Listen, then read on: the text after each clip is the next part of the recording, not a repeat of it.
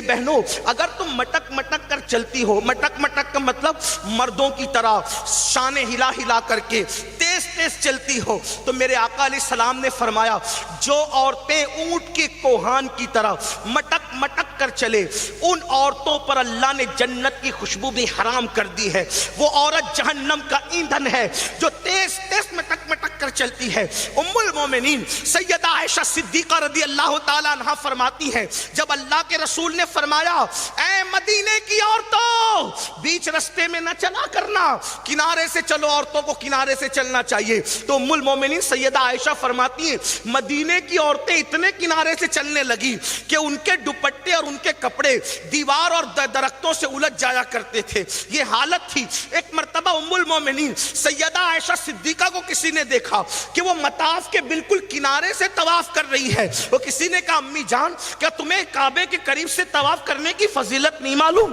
آپ تو حضور کی ڈائریکٹ شاگردہ ہیں، حضور سے وہ کچھ پوچھ لیتی ہیں جو کوئی نہیں پوچھ پاتا۔ مفتی چار ملت کہا گیا عائشہ صدیقہ کو، اللہ اکبر، حریم برات کا صدیقہ کو، صدیق اکبر کی شہزادی کو، فرمایا کعبے کے قریب سے طواف کرنا افضل ہے، آپ اتنے کنارے سے کر رہی ہے۔ تو صدیقہ بنت صدیق یعنی حضرت عائشہ فرماتی ہیں وہ جو مردوں میں دب کر طواف کرنے سے افضل ہے کہ میں اپنے جسم کی حفاظت کے ساتھ طواف کیا کروں، یہ انداز تھا۔ اب بتاؤ مسلمانوں، آپ سے پوچھنا چاہتا ہوں کعبے کا طواف اگر مردوں کے درمیان دبنے سے اللہ اکبر فضیلت کی طرف جانے کی بات ہے تو اماں عائشہ کہہ رہی ہے نہیں مجھے کنارے سے طواف کرنا پسند ہے۔ بلکہ ایک بات آپ کو اور حیرت انگیز بتاؤں، ایک ام المومنین کے پاس کچھ صحابہ اور صحابیات گئے، کہا امی جان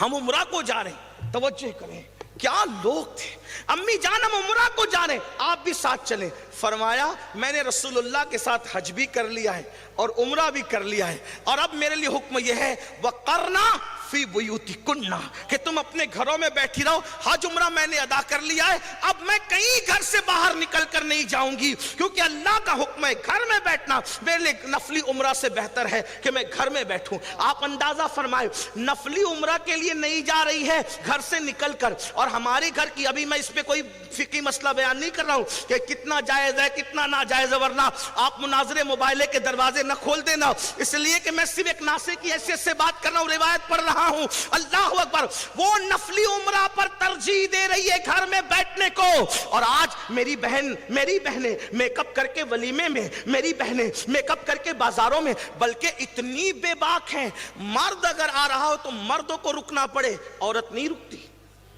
عورت نہیں رکے گی، مرد کو رکنا، اگر وہ شریف ہے تو رک جائے گا، اور اگر وہ شریف نہیں ہے پھر کیا انجام ہوگا آپ جانتے ہیں، کیا حالات ہوں گے آپ جانتے ہیں۔ مسلمانوں آج ہمیں اپنا دین اگر بچانا ہے تو دین کی اسٹڈی کرو، دین پڑھو، دین صرف معجزات دکھا کر اور کرامتیں دکھا کر نہیں پھیلا ہے، دین رسول اللہ کی محنتوں کی وجہ سے معجزات برحق ہیں، کرامتیں برحق ہیں، لیکن حضور علیہ السلام کی محنتیں ہیں۔ یاد کرو شعب ابی طالب کی محنتیں، یاد کرو پیٹ پہ پتھر باندھنے کی محنتیں، یاد کرو 3 مہینے تک رسول اللہ کے گھر میں چولہا نہ جلنے کی محنتیں، یاد کرو حضور کے گھر کی خواتین کا پیٹ پہ پتھر باندھنا، یہ سب کچھ بھول گئے، اور آج یہودیوں کے طریقے پر، نصارہ کے طریقے پر، انگریزوں کے طریقے